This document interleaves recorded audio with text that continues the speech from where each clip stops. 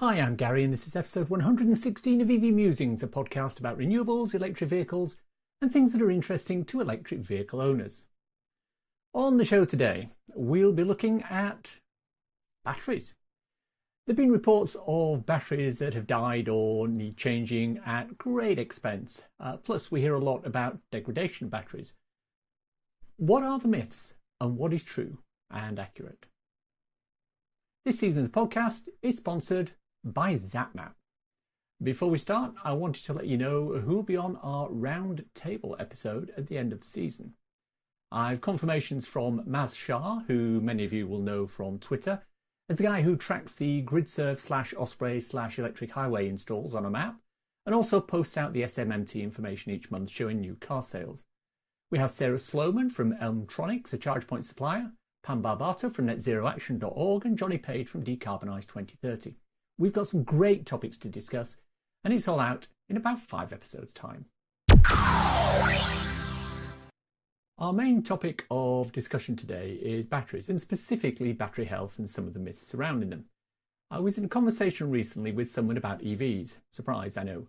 We went through all the usual anti-EV arguments about why he couldn't live with one. Well, I won't do 500 miles on a tank like my diesel car, and batteries are created from cobalt mined using child labour. Too expensive to buy, all the usual suspects. And then he turned to me and he said, so what about the guy that had to replace his Tesla battery costing $22,000? Well, this pulled me up a little bit short. I mean, sure, people have had to have batteries replaced. Early Nissan Leafs were notorious for the bad battery chemistry they used, causing heavy degradation and low range. Fully charged Robert Llewellyn recently had his 24 kilowatt-hour Leaf battery upgraded to 40 kilowatt-hour at a cost of, I believe, around £4,000. So what was the story on the Tesla battery? Well, it seems that Finnish Tesla owner Tuomas Katainen bought a second-hand 2013 Model S for $30,000 and ran it for about 1,500 kilometres. Error codes started to appear on the car and he took it to Tesla, who said the problem was a battery and he would need a new one at $22,000. Incensed at the fact that he would A, need to replace the whole battery and B, pay almost as much as he did for the car, he had dynamite strapped to the vehicle and blew it up. Of course, the mainstream media jumped all over this and the narrative became, look at those electric cars, 8 years old and they need a really expensive new battery. But let's look at the underlying facts and see how close they are to the narrative. First of all, Tesla batteries have an 8-year warranty. The car was made in 2013 and the warranty ran out in 2021, so the battery was outside the warranty. Secondly, the car was a 2013 Model S. This was one of the earlier models. Tesla was still working through the right battery chemistry issues and understanding what the life cycle of the battery was. Now, we know from discussions with battery chemist Dr. Ewan McTurk that rapid charging a car at high charge speeds can degrade the battery. So that's one consideration. There's also the heat that is evolved in the cell.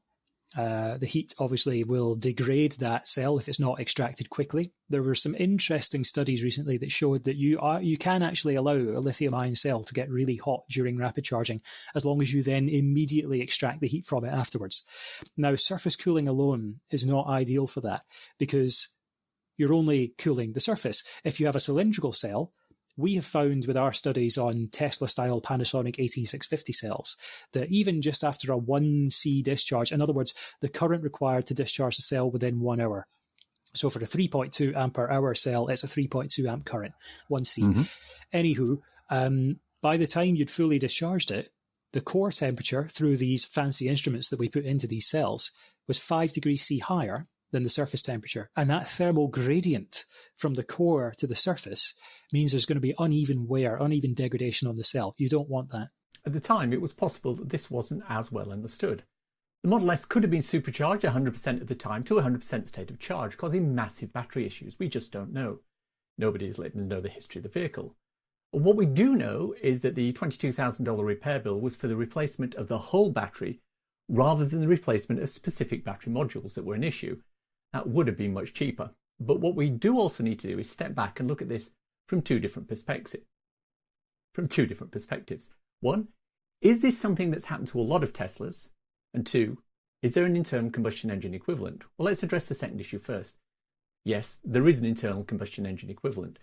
There are cases on record of people buying expensive ICE cars, running them for 8 or 10 years, They're needing a complete new engine fitted as the old one has worn out. The cost of a new engine is, I believe, deemed to be around a third of the cost of the new car.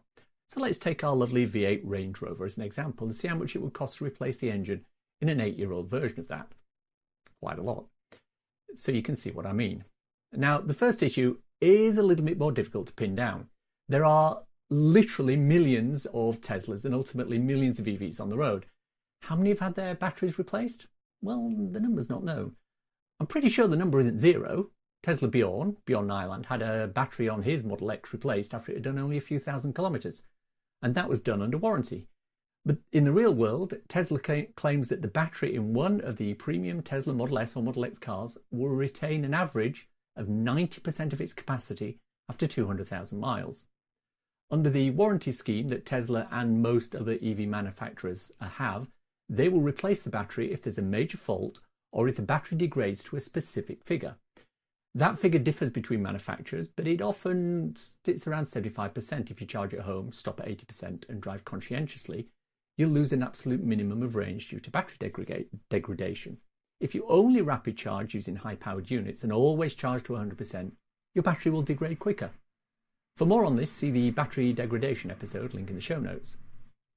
Also, there will always be manufacturing errors, the so-called Monday or Friday cars, which come off the production line after being made by people either annoyed at having to come to work after the weekend or excited about leaving work for the weekend. Small issues in manufacturing or assembly cause minor issues that can lead to major problems. All automotive manufacturers have them. EVs are no different. However, with electric vehicles, the number of items that can physically go wrong is much, much lower. I'm also sure that if Tesla batteries were dying at any appreciable rate, we'd hear about it on social media and in online forums. So far, this doesn't appear to be the case. So, should you be worried about the Tesla Model S battery that needed replacing after 8 years? No. But is it possible I might have an EV that has a battery problem that will need an expensive replacement battery? Well, yes, absolutely. In just the same way as you might buy a Range Rover that has an engine issue, or an air conditioning issue, or a gearbox issue. It's not an electric car problem, it's a manufacturing problem. But that's where degradation comes in. Now, we've talked about degradation before in our battery degradation episode, but the short version is, using your battery will cause it to degrade. As it degrades, the range will reduce. The good news is lots of batteries have a buffer zone at the top that's released as the battery degrades to help keep the range up. The other good news is the battery degradation can be limited by treating your battery well. Don't rapid charge it all the time. Don't charge it more than 80% without using it. Try and keep the heat down. Batteries don't like to be hot for too long. Because batteries degrade, EV manufacturers have accounted for this in the warranty and the cost of the car. They know how much they expect batteries to degrade by and will warranty those batteries to that level. Even when you sell your car on to someone else or return it after the lease is finished, it will generally still be under warranty. But if you're buying an EV that's out of warranty, does that mean it will have a bad battery which has limited range and might stop working any day? No, of course not. It means it might have a battery you need to look at and be aware of before you buy it. Use an OBD-C sensor and check out the state of the battery to see what it says. Check that the packs are aligned from a current point of view. Do your due diligence. It's not rocket surgery. One area where there are some genuine concerns is that of batteries in the cold. In Washington, D.C. recently, there was a sudden unexpected snowfall and hundreds of cars were trapped out on the freeway for 9 or more hours. Someone posted a tweet saying, "Imagine what would happen if all of these cars were EVs and ran out of battery." Of course, the trolls came out in droves, many of them blindly listening to what was being told to them without actually questioning what they were hearing. Many of them thought about their iPhones and Samsung devices and realised that, hey, they only last a few hours and they really don't like it when it's cold. Maybe this guy's onto something. Because, of course, EV batteries and phone batteries are managed in exactly the same way, and EVs don't have sophisticated battery management systems on them to help prolong the life in just such circumstances. Well, actually, they do. In reality, the truth is far, far different to what they were thinking. Many people, Tesla Bjorn included, have spent nights sleeping in their EVs in temperatures much, much colder than the snowfall in Washington. Without exception, the cars managed to keep the occupant warm and didn't drain the battery. It doesn't happen. Sure, a car such as mine with a smaller battery would use a proportionally large percentage of its charge, keeping me warm overnight. But even then, I'm confident I could run the heater pretty much all night and not have to worry about being able to drive off the road when it happened. Unlike many people in a fossil fuel powered vehicle who would use considerably more energy in terms of burnt hydrocarbons than I would keeping warm outside in sub-zero temperatures. Even a relatively old car like the Model S, which runs on resistive heating rather than a heat pump, would only lose about a third of its state of charge in temperatures like that after 8 or 9 hours. That's in a car with a lot of battery usage over time, with a possible degradation as well. When looking at batteries, the other myth that plays into this is that they will randomly explode. Randomly explode. When we had Ewan McTurk on the programme, he categorically shot this one down. Well, for a start, it's surprisingly difficult to blow up a lithium-ion battery on that note. Trust me, I have tried. In fact, a good example of that is, the Royal Society Christmas lectures. So it fell to my old work, actually, WMG, University of Warwick, Warwick Manufacturing Group, a huge department that does a heck of a lot of predominantly automotive research, including battery tech and electric motors for electric vehicles. And the year that I was there, one of the years I was there, they had to do a piece on a controlled explosion of a lithium-ion battery to show you what happens when it goes wrong. So they did a few trial runs, and they took this cell, drilled straight through it, and nothing happened. They were like, oh, okay, that's disappointing. We'll make another one and we'll charge it up fully this time. And they drilled straight through it and it didn't blow up. They're like, what are we going to have to do? So I think they ended up overcharging it massively, like really abusing it. I think they probably heated it up as well. And then it caught fire. But yeah, it was a bit of a damp squib the first couple of trials. But that doesn't mean that they're infallible.